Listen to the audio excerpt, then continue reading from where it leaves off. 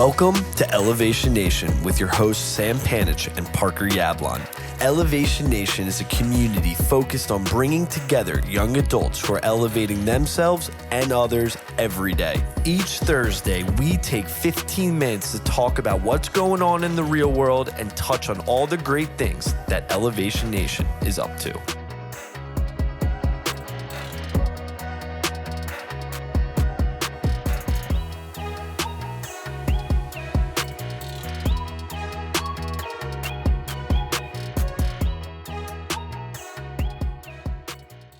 What's up, Elevation Nation? We're back with another episode of Fortitude in 15, February 26, 2026. The sun is shining and we got no more snow. Thank God, but winter lives on. What's up, Sam? How we doing? Hello, Mr. Turtle. It's good to see you. I hope you are staying warm with the snowstorm you got. It is definitely cold, not warm, and I almost slipped on ice today because it got warm, the ice melted, and then it dropped to below freezing, so all that melted ice became, melted snow became ice, and it's a little dangerous out there.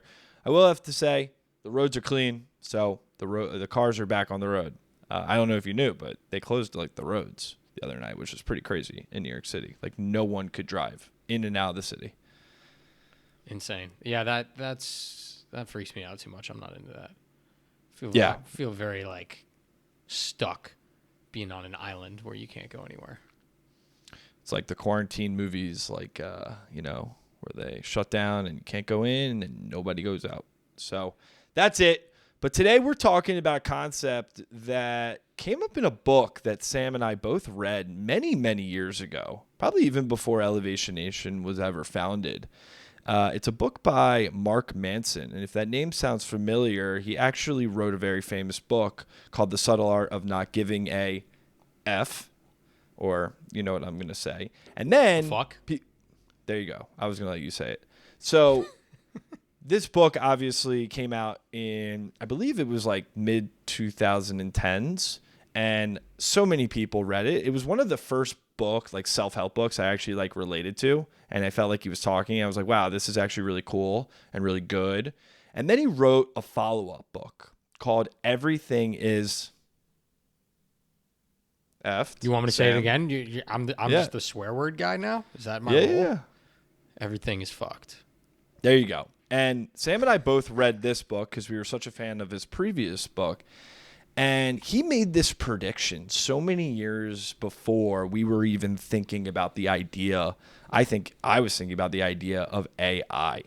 And throughout the book, he gets to the point that humans are basically going to be shifting their perspective on God and what they look up to as AI gets more powerful. And he makes the argument that people are going to actually, like AI is going to be the new religion because people are going to have something to revert to that provides them truth, that provides them some type of knowledge that they didn't have before. And it's just a fascinating concept. Sam, I know you talked with Mr. John Camardella about this, and he believes something similar. I mean, this was years ago, probably almost 8 years ago. John and I had this conversation, who, by the way, caught up with him this past week. He says hello. We talked about he's a world religion leader, an expert in teaching religion across the globe through the Harvard Divinity School. And he believes that there's a world where religion will slowly decrease. It already is decreasing. And it will be replaced by people that are leaning on artificial intelligence and computers for answers. And it goes back to one of the main reasons why we, as a society, gravitated towards religion was for answers, right? There were many things we couldn't explain in the world. And religion gave us answers to that. And hope. And hope.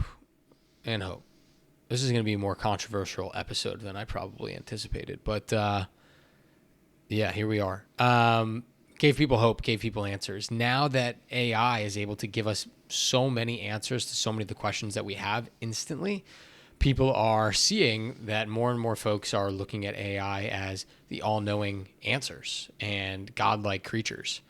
Sounds very dystopian, sounds freaky, but it's happening. I saw a news report today where someone fell in love with their AI bot.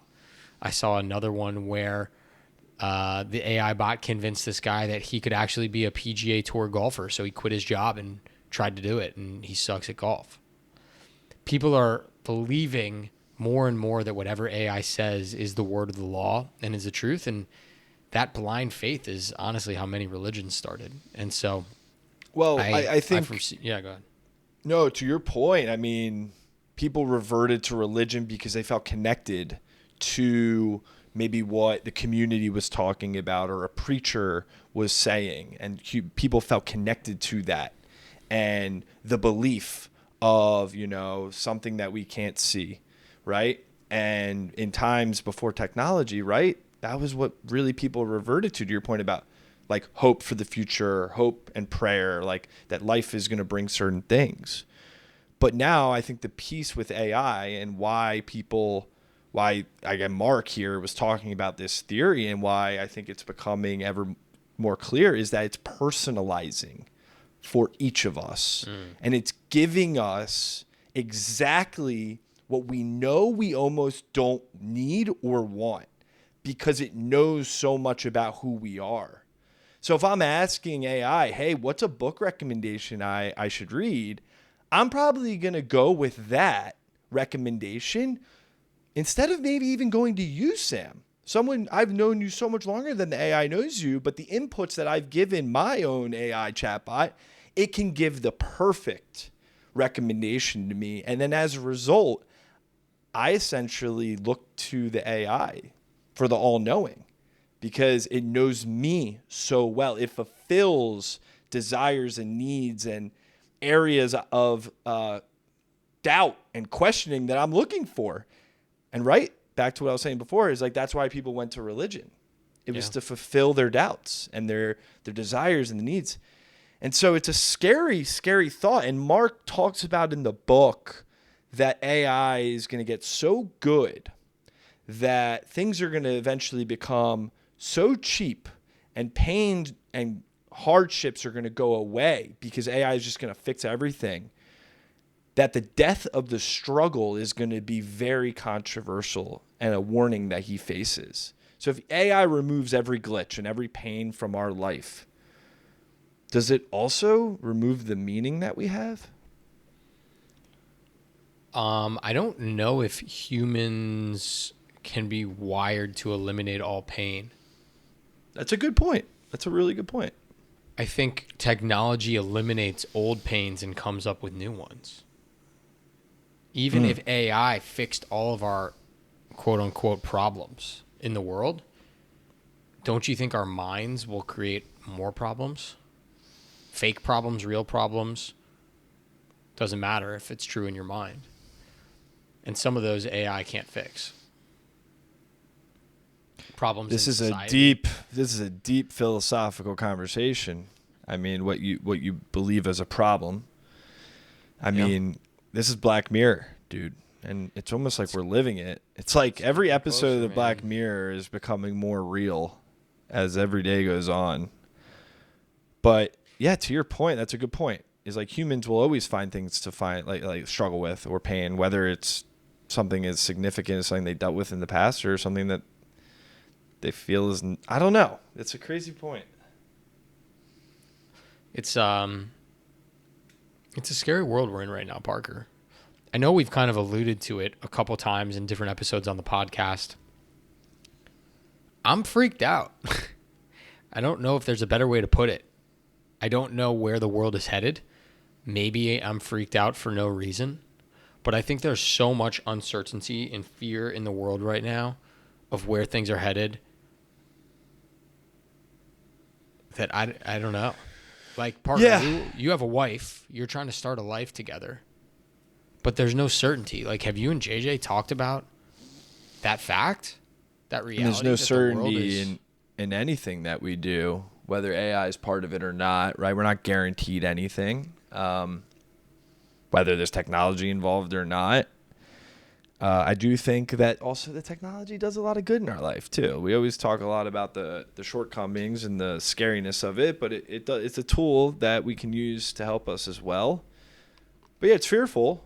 It's fearful like for job security and, you know, how we're going to interact with each other. And I think we were just messaging about this. That's where authenticity comes, and staying real and getting outside and interacting with other humans without technology.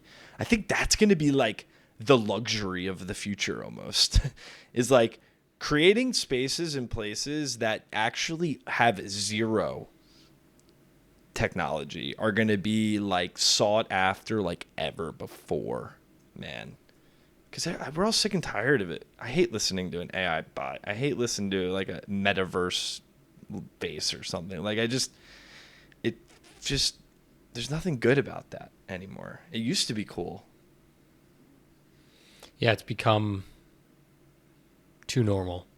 It's lost its splendor and allure. Now it's just a sad, depressing reality of the tech world that we're in. I mean, Parker, this goes back to what you and I have always talked about. Being authentic and who you are and what you do is key, and it's paramount to what we want to bring to the world. And so I'm grateful that we get to have this platform to talk and bring some more authenticity of the feelings that we're feeling, of the problems that we're solving, and where our heads are at as we continue to grow. And when we speak around the country and bring people together, we're trying to do the same thing. I mean, I think about social media right now, like it's just going to be all AI. It's just going to be written word AI, video slop, and like the ones who are just going to be crushing it are the ones who are writing to themselves and sharing it with the world, or simply like creating, or off social media and interacting with individuals in physical person. Like you actually see them, because I think we're going to get to a point where you're just not going to know who is real, what is real. Like hypothetically, this podcast could be all AI, right? Anyone popping into YouTube. It's not, but there are many podcasts out there now that are fully AI versions of someone else that someone wanted to create, or a replication of that themselves, which is scary within itself. So I don't even know what the fuck I'm going to say from minute to minute. How is an AI bot going to know? It's just make up stuff about things that you're inputting into it. But I will say, I want to say one thing, that I'm a music guy, and I do, you know, the last couple of years have become much more spiritual in a sense, and I do believe in science. And when I hit my AI shuffle and I hear a song in a moment that feels special to me, and that song comes on, was it the AI knowing that I was in that moment and I needed that song? Or was it something else? And then I don't know. I come back to that. Is it a sign from something else? Something I can't see or touch? Or was it just by circumstance? Or was the AI knowing? I like to think that it was just the sign from something else. That the world has some unknowingness to it. And that's the beauty of it. AI is now part of the universe.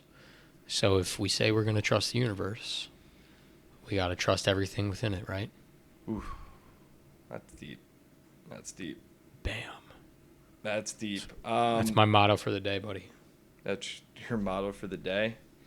We should do a road trip where, like, this would be great content. Maybe on our camp tour, no Google Maps, no Apple Maps. We go old school with the not even MapQuest. You know, MapQuest, we print it out, or we just buy a really big map, and then we just like navigate it. Talk about great content, Sam. Right there. If you want to do that, that's on 10 the way hours. home. On the way home from our last speaking gig, where it's us racing against the clock to go get to New York. I don't think it's fair to our clients that have hired us to potentially be late for the gigs. But I'm down to do that on the way home. That'd be pretty crazy. I feel like we could do it. There's enough signs for New York City. We probably don't even need a map, right? Just gotta drive south. I bet you that.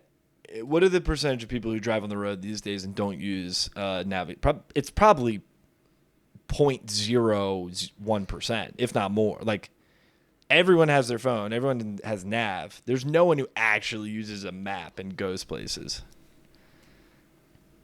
I don't even know where you buy a map. Oh, They God. sell them still at gas stations? I like that idea for content, though, Parker. Let's do something like that. That's funny. That'd be fun. It's like Almost as travel funny as nuts. when you almost peed your pants in the car. That was also great content. Or was that you? Oh, I peed. You almost missed your flight. See, I can't even remember. That's exactly what happened. Good times. Hopefully we don't have that problem again. That's 15 minutes, Elevation Nation.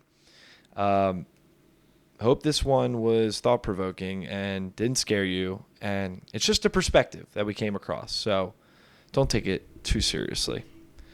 Till next week. Peace. Thanks for tuning in to Elevation Nation. If you enjoyed our conversation, hit that subscribe button to get notified when we release a new episode. If you would like to join Elevation Nation or get more information about the nation, please visit our website at www.elevationnation.io. Until next week, Elevation Nation, peace.